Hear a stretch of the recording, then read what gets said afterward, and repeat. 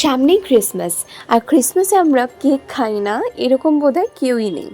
আমরা জেনারেলি বাইরে থেকে অর্ডার করে থাকি বা বাইরে থেকে কিনে আনি, যেটা খুবই এক্সপেন্সিভ হয় কিন্তু কোয়ান্টিটি থাকে একদম কম।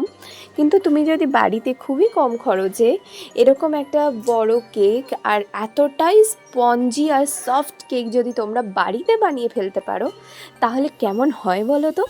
এরকম একটা কেক যদি তোমরা বানিয়ে বাড়ির সকলকে খাওয়াতে পারো তাহলে তোমার প্রশংসার পঞ্চমুখ হবে বাড়ির প্রত্যেকে।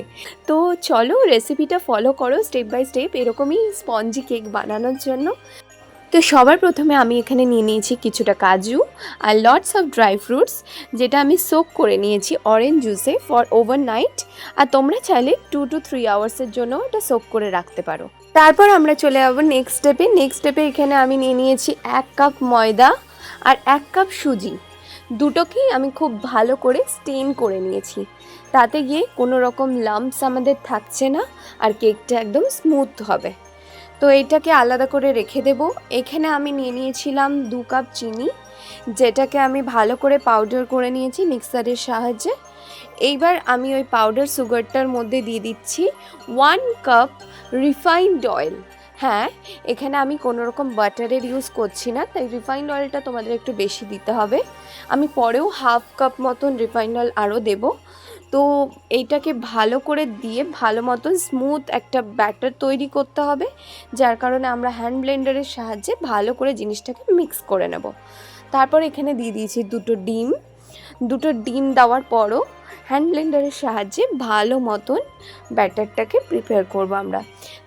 একটা কথা মাথায় রাখবে, তোমাদের কেক ততটাই সুন্দর হবে যতক্ষণ সময় আর ধৈর্য নিয়ে তোমরা কেকটাকে ব্লেন্ড করবে, মানে ব্যাটারটাকে ব্লেন্ড করবে। ব্যাটারটা তোমাদের যতটা সুন্দর হবে, স্মুথ হবে, ততটাই কেকটা ফ্লাফি অ্যান্ড টেস্টি হবে। তো এখানে আমি যে সুজি আর ময়দার যে পাউডারটা ছিল ওটাকে অ্যাড করে দিলাম, দিয়ে সব কিছু একসাথে ভালো মতন হ্যান্ড ব্লেন্ডারের সাহায্যে মিশিয়ে নিচ্ছি। এটা দেওয়ার পর আমার মনে হলো যে একটু ড্রাই লাগছে, তো তার কারণে আমি আরও 1/2 কাপ মতন অয়েল দিয়ে দিলাম। প্রথমেই বলেছিলাম দেব, তো এটাকে দিয়ে তারপর আবার মিক্স করে নিলাম। দিয়ে তারপর এখানে দিলাম 1 cup liquid milk. 1 cup liquid milk দিয়ে ভালো মতন ব্যাটারটাকে আবারও মিক্স করতে থাকবো আমরা, যতক্ষণ না একটা স্মুথ ব্যাটার প্রিপেয়ার হচ্ছে আমরা এটা মিক্স করতে থাকবো। আচ্ছা, কনসিস্টেন্সিটা কিন্তু একদম ধ্যান রাখবে, আমি তোমাদের লাস্টে দেখিয়ে নেবো কীরকম কনসিস্টেন্সি আমাদের দরকার। ওরকম কনসিস্টেন্সি যতক্ষণ না পারছো তোমাদের এটা ব্লেন্ড করতে থাকতে হবে। তারপর এখানে আরও 1/2 কাপ মিল্ক আমি দিয়ে ভালোভাবে ব্যাটারটা প্রিপেয়ার করছি। দেখো আমি কিন্তু কনস্ট্যান্ট এটাকে ব্লেন্ড করতে থাকছি যাতে গিয়ে একটা স্মুথ ব্যাটার প্রিপেয়ার হয় আর ফ্লাফি হয় কেকটা। কারণ যত তোমরা হ্যান্ড ব্লেন্ডারের সাহায্যে বলো বা হাতের সাহায্যে তোমরা ওটা যতটা ব্লেন্ড করবে ওটা আরও ফ্লাফি হয়ে উঠবে কেকটা। তো এই দেখো এখানে একটা সিক্রেট টিপস যেটা তোমাদের কেকটাকে করে তুলবে আরও টেস্টি অ্যান্ড ক্রিমি, সেটা হচ্ছে তোমাদের দিতে হবে এখানে একটা মিল্ক পাউডারের প্যাকেট এখানে দিয়ে দেবে, দিয়ে ওটাকেও ভালো মতন মিক্স করে নেবে হ্যান্ড ব্লেন্ডারের সাহায্যে। তারপর এখানে আমাদের সোক করে রাখা ড্রাই ফ্রুটসগুলো আমরা অ্যাড করে দেব, দিয়ে এবার আর আমরা হ্যান্ড ব্লেন্ডার ইউজ করছি না। এবার একটা স্প্যাচুলার হেল্প নিয়ে আমরা ভালো মতন জিনিসটাকে চারিদিক দিয়ে মিক্স করে নেব যাতে ড্রাই ফ্রুটসগুলো চারিদিকে ছড়িয়ে যায়। আর এখানে দিচ্ছি ভ্যানিলা এসেন্স। আমি এখানে ইউজ করছি একটু বেশি, কারণ কিনা আমরা ডিম দিয়েছি কেকে, যাতে কেকের ডিমের গন্ধটা না আসে, তাই এখানে প্রায় 1 টেবিল স্পুন ভ্যানিলা এসেন্স আমি ইউজ করেছি। তাতে কি কেকের টেস্টটা খুবই সুন্দর এসছে। তো এটাকেও আমি ভালো মতন স্প্যাচুলার সাহায্যে মিক্স করে নেব। তোমাদের ভ্যানিলা এসেন্সটা যদি খুবই স্ট্রং এসেন্স হয় তাহলে তোমরা একটু কম দেবে কোয়ান্টিটি, আর যদি মিডিয়াম মানে খুব বেশি স্ট্রং না হয় তাহলে 1 টেবিল স্পুন দিতে পারো।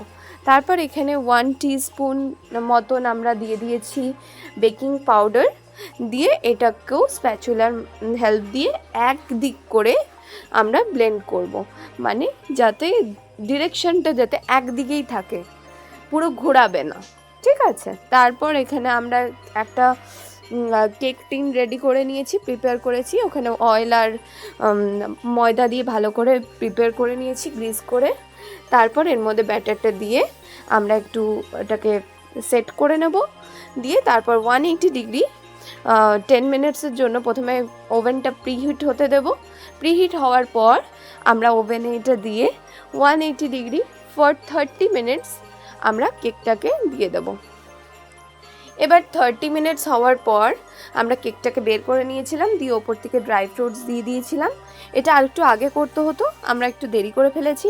তো যাই হোক, এটা তারপর আবার আমরা সেট করে দিলাম ফর 10 মিনিটস, মানে টোটাল আমাদের 40 মিনিটস লেগেছে কেকটা বানাতে।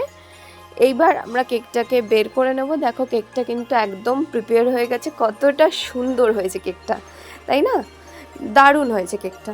তো আমরা কেকের চারিদিকে চাকু দিয়ে ভালো মতন ছাড়িয়ে নেব, দিয়ে তারপর একটা প্লেটের সাহায্যে আমরা কেকটাকে উল্টে নেব, তারপর আবারও কেকটাকে উল্টে নেব। And our cake is ready. And এই কেকটা যদি তোমরা বানাও তাহলে আমি গ্যারেন্টি দিয়ে বলতে পারি তোমাদের ক্রিসমাসে বাইরে থেকে কেক কিনতে লাগবে না, এতটাই টেস্টি হয় এই কেকটা। মানে বাইরের বানানো কেকের থেকেও তোমার এই কেকটা মাচ বেটার হবে। তাই এই কেকটা ঝটপট বানিয়ে ফেলো বাড়িতে, কিসের জন্য ওয়েট করছো? তাড়াতাড়ি যাও, বেশি কিছু তো লাগছে না, একদমই কম ইনগ্রিডিয়েন্টস দিয়ে এত সুন্দর একটা কেক তোমরা বাড়িতেই বানিয়ে ফেলতে পারবে। দেখা হবে আবার পরের ভিডিওতে। If you like this video, then don't forget to like, comment and share, and also subscribe to our channel for more such latest updates. Thank you everyone.